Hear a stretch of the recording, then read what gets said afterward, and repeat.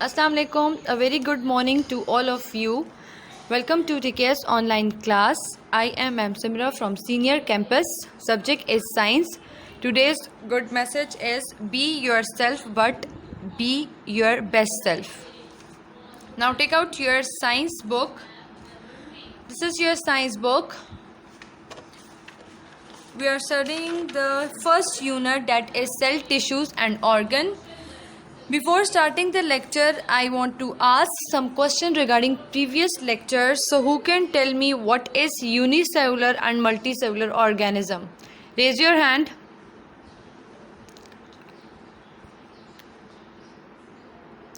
Yes, who can tell me what is unicellular and multicellular organism? कल की class किसी ने भी नहीं ली?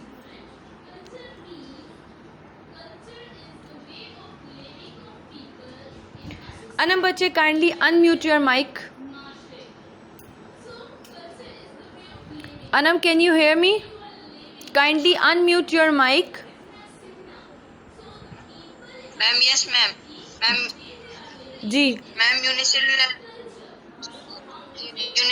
में जो है ना मैम वन सेल होता है. अच्छा, और एग्जांपल एमाबा और अमीबा. क्रोरेला. अमीबा. अमीबा और क्रोरेला. अच्छा, what is multicellular organism?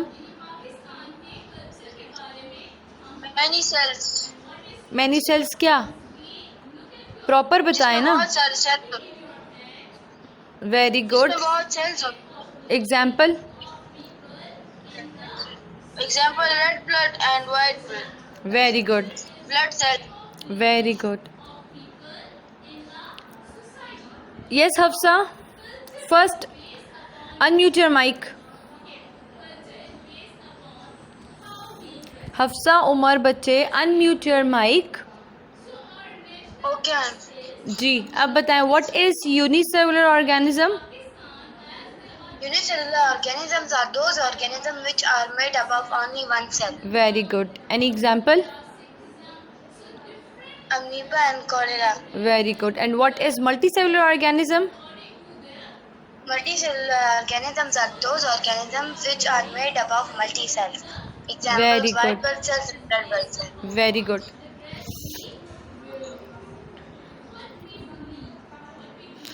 Okay, now who can tell me what is tissues?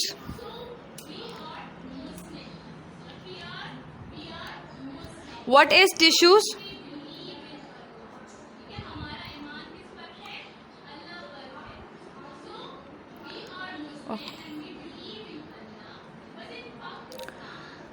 जी, what is tissue हफ्सा? बच्चे, जब मैं यहाँ से आपका माइक अनम्यूट करती हूँ, आपके पास एक ऑप्शन आता है अनम्यूट का, तो उसको काइंडली क्लिक किया करें. जब तक आप उसको क्लिक नहीं करते हो मुझे आपकी आवाज़ नहीं आती. Okay, ma'am. A living tissue is made up of similar cells which work together to do a particular job. Very Are good. tissues. Very good. अब हमने कुछ प्लांट टिश्यूज़ पढ़े थे और कुछ एनिमल टिश्यूज़ पढ़े थे. मुझे सिर्फ उनके नेम, एक एक नेम बता दें. एक नेम प्लांट टिश्यू का बता दें, एक नेम एनिमल टिश्यू का बता दें, बस. नीचे टेबल में हमने पढ़ा था, उसमें कुछ एग्जाम्पल आपके पास प्लांट टिश्यू की थी, कुछ एनिमल टिश्यू की थी. तो मुझे जो है आप एक एग्जाम्पल प्लांट टिश्यू की बता दें और एक एनिमल टिश्यू की बता दें. Hafsa, can you hear me बच्चे?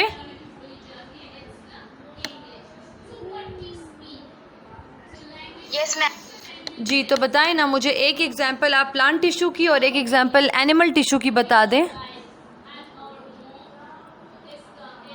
Okay. Epidermal tissue and muscular tissue. Muscles tissue.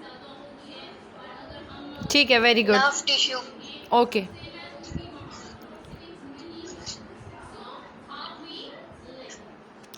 Okay, now comes to the page number 6. Today's our topic is. Now comes to the page number 6. Today's our topic is organs. First of all, what is organs? Cells and tissues are organized into larger body parts called organs. This is the definition of organs. Cells and tissues are organized into larger body parts called organs. बच्चे अगर आप अपने सामने अपनी book open करेंगे तो आपको ज़्यादा क्लियर समझ आएगा. So open your book in front of you, page number 6. Today's our topic is organ. An organ is made from a group of different tissues which all works together to do a particular job. अब कहते हैं organs आपके पास जो हैं it is made up of different tissues which all work together to do a particular job. जैसे आपके पास कौन कौन से organs हैं? For example, the heart, lungs, stomach, intestine, brain and eyes are the example of organs in humans. ठीक है, आपके पास organs की एग्जाम्पल दी हुई है. फॉर एग्जाम्पल जैसे आपके पास heart, lungs, intestine, different organ आपकी बॉडी के अंदर प्रेजेंट है, तो इनको क्या कहते हैं? ऑर्गन्स कहते हैं. फॉर एग्जाम्पल आपके पास जो प्लांट होता है, एक फ्लावरिंग प्लांट, उसके ऑर्गन्स क्या होते हैं आपके पास? रूट, स्टेम, लीव्स, ये प्लांट के ऑर्गन्स हैं. ठीक है, और एनिमल्स और ह्यूमंस के ऑर्गन्स जो हैं वो for example brain, heart, lungs, pancreas, intestine, stomach, ये सब ऑर्गन्स हैं एनिमल्स और ह्यूमंस के. Now comes to the second topic, that is human organ system. What is human organ system? A group of an organ that works together to carry out a certain job और function is called an organ system. Organ system उसको कहते हैं जब आपके पास कोई organ जो है वो अ ग्रुप ऑफ ऑर्गन, जब ग्रुप ऑफ ऑर्गन्स आपस में एक दूसरे के साथ कनेक्ट होता है या वर्क करता है इकट्ठे होकर, तो उसको कहते हैं ऑर्गन सिस्टम. जैसे आपकी बॉडी के अंदर डिफरेंट ऑर्गन सिस्टम प्रेजेंट है, जैसे डाइजेस्टिव सिस्टम आपके पास एक ऑर्गन सिस्टम है, एक्सक्रीशन सिस्टम, नर्वस सिस्टम, ये आपके पास जो है ऑर्गन सिस्टम्स हैं जो आपकी बॉडी के अंदर रह के अपने सर्टेन फंक्शंस को परफॉर्म करते हैं. For instance, in the human body and the bodies of other mammals, the excretory system consists the kidneys, ureters, bladder and urethra. ये आपके पास excretory system के organs हैं. ये जितने भी organs के names आपके पास mention है, इसके ज़रिए आपकी body में जो excretion का process होता है. excretion का process क्या होता है? जिसमें आपकी body से waste material जो है वो remove हो जाता है, ये excrete out हो जाता है. ठीक है, these parts work together to keep the right amount water in the body and get rid of waste chemicals. अब आपके पास मैंने अभी ही बताया कि इस एक्सक्रीटरी सिस्टम का क्या फंक्शन है. आपकी बॉडी में मौजूद जितना भी वेस्ट मटेरियल होता है वो रिमूव हो जाता है. ठीक है, now look at the diagram on page number 6. Is first is skeletal system. अब ये डिफरेंट ऑर्गन सिस्टम्स हैं जो आपकी बॉडी के अंदर प्रेजेंट हैं. वन बाय वन मैं आपको उसको समझाऊंगी और आप अपनी बुक पे देखें पेज नंबर 6 पे. skeletal system. The skeletal system supports the body and protects certain delicate organ. skeletal system का क्या फंक्शन होता है? वो skeletal system इसके नेम से इंडिकेट करे. आपकी बॉडी जो है देखें पूरे बोन का एक फ्रेमवर्क है आपकी बॉडी के अंदर प्रेजेंट है. ये बोन का जो फ्रेमवर्क है इसको skeletal system कहते हैं. ये आपकी बॉडी को क्या करता है? सपोर्ट दिए हुए आपकी बॉडी के पूरे स्ट्रक्चर को. अगर आपकी बॉडी खड़ी हुई है या उसका स्ट्रक्चर जो है एक स्पेसिफिक शेप में है तो it is because of this skeletal system. Skeletal system आपकी बॉडी को सपोर्ट देता है और प्रोटेक्ट करता है delicate organs, means sensitive organs जो होते हैं. ठीक है, now comes to the next system is excretory system. Look at the diagram on page number 6. अब आपके पास है the excretory system removes waste chemical from the body. मतलब आपके बॉडी में जितना भी वेस्ट मटेरियल होता है एक्सक्रीटरी सिस्टम का फंक्शन है कि वो उसको आपकी बॉडी से एक्सक्रीट कर देता है. ठीक है, निकाल देता है. Now comes to the page number 7.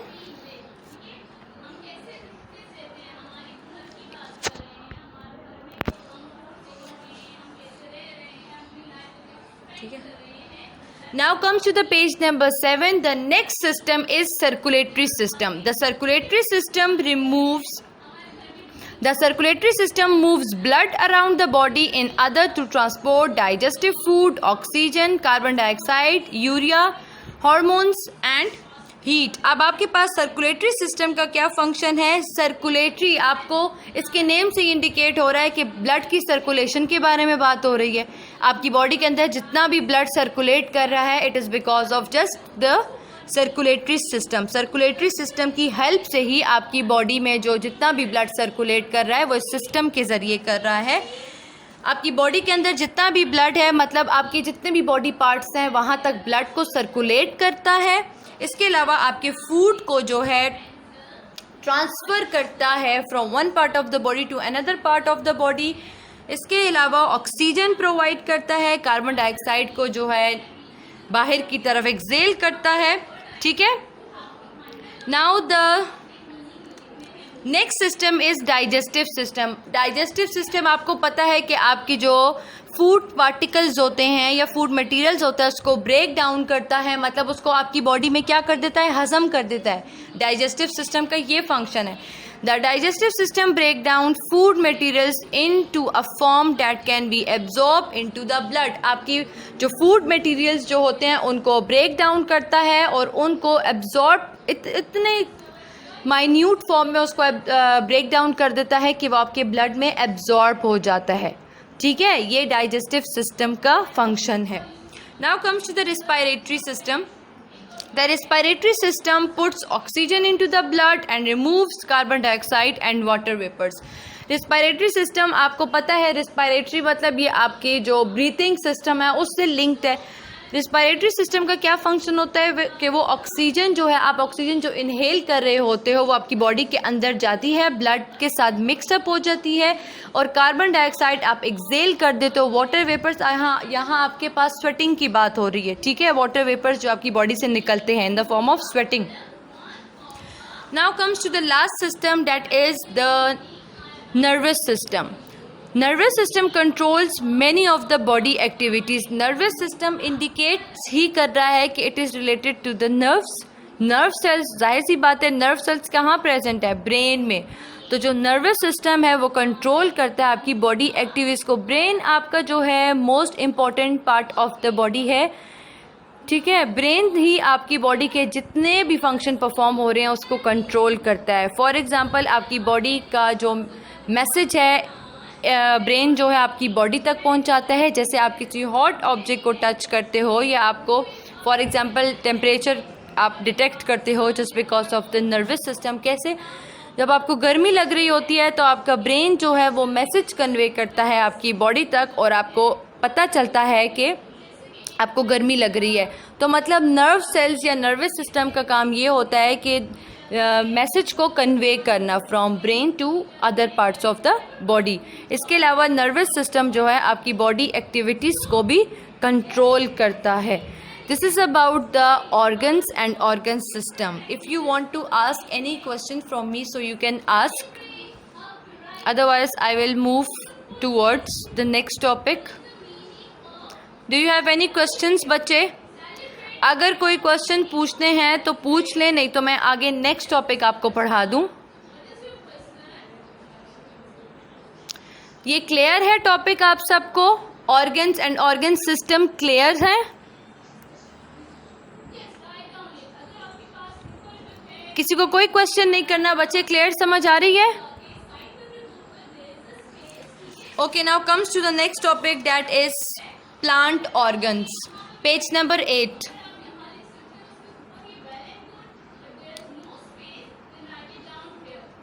Okay, page number 8 पे आपके पास प्लांट ऑर्गन्स के बारे में बताया हुआ है. आपने प्रीवियस जो मैंने लेक्चर दिया है उसमें आपने पढ़ा था ऑर्गन्स के बारे में और ऑर्गन सिस्टम के बारे में. अब नेक्स्ट पेज पे आप पढ़ रहे हो प्लांट ऑर्गन्स के बारे में. ठीक है, look at the first paragraph on page number 8. The plant organs are the flower which contains the plant reproductive organs, the leaves and the root. With a typical land plant growing in soil, the root system is everything grown below the ground and the shoot system is everything above the soil. सबसे पहले मैं आपको बताती हूँ कि plant organs होते क्या क्या हैं। आपके पास प्लांट ऑर्गन्स में आता है फ्लोर, स्टेम, लीव्स, रूट्स। ये आपके पास प्लांट के ऑर्गन है। फ्लोर आपके पास जो है रिप्रोडक्टिव ऑर्गन है प्लांट का। रिप्रोडक्टिव ऑर्गन क्यों है? क्योंकि फ्लोर के अंदर जो है रिप्रोडक्शन का प्रोसेस स्टार्ट होता है। ठीक है, रिप्रोडक्शन का मतलब कि प्लांट कोई भी इंसेक्ट आएगा यहाँ प्लांट फ्लोर से जो है उसका नेक्टर कलेक्ट करेगा या उसके जो पोलन ग्रेन्स होंगे जब वो गिरेंगे ज़मीन पे तो दोबारा से जर्मिनेशन का प्रोसेस होगा। जर्मिनेशन का प्रोसेस मतलब न्यू प्लांट जो है वो बनना शुरू हो जाएगा। तो फ्लोर आपके पास रिप्रोडक्टिव ऑर्गन है। इसके अलावा लीव्स, स्टेम और रूट्स भी जो हैं आपके पास रिप्रोडक्टिव ऑर्गन्स है। रूट्स आपको पता है अंडर द ग्राउंड होती हैं। उसका फंक्शन है अंडर द ग्राउंड रहकर मिनरल सॉल्ट को एब्जॉर्ब करना और आपकी बॉडी तक, प्लांट की बॉडी तक उसको पहुंचाना। ठीक है, अब यहाँ पर रूट और शूट का वर्ड जो है यूज़ हुआ है, ये शूट सिस्टम। शूट सिस्टम क्या होता है? शूट सिस्टम्स में आते हैं आपके पास फ्लोर, स्टेम और लीव्स। इनको शूट सिस्टम कहते हैं। रूट में जस्ट रूट्स आती हैं। अबव द ग्राउंड जितने भी प्लांट ऑर्गन प्रेजेंट हैं उनको शूट सिस्टम कहते हैं। तो अबव द ग्राउंड आपके पास 3 ही ऑर्गन्स प्रेजेंट है जिसमें फ्लोर आ रहा है, स्टेम आ रहा है और लीव्स आ रहा है। ठीक है, now comes to the second is flower. What is floor? The floor contains the plant reproductive organ. As I told you that floor is the reproductive organ of the plant. Many flower attract insects which carry pollen between plants to bring out pollination and fertilization. अब कहते हैं floor जो है वो reproductive organ क्यों है, मैंने आपको पहले ही बताया। उसके पास स्वीट सा नेक्टर होता है जो कि इंसेक्ट्स को अट्रैक्ट करता है। इसके अलावा उसके पास पोलन्स होते हैं। पोलन से पॉलिनेशन का प्रोसेस होता है। पॉलिनेशन के process transfer of pollen grains from stamens to the pistil. Stamen and pistil is a part of the flower. ठीक है, पॉलिनेशन में आपके पास ट्रांसफ़र ऑफ पोलन ग्रेन होता है from one plant to another plant. और fertilization में reproduction का प्रोसेस को कहते हैं। रिप्रोडक्शन का प्रोसेस के न्यू प्लांट का जो है बनना उसको कहते हैं फर्टिलाइजेशन। ठीक है, now stem. The stem usually grow upward towards the light. मतलब स्टेम जो होता है वो आपके पास इरेक्ट होता है।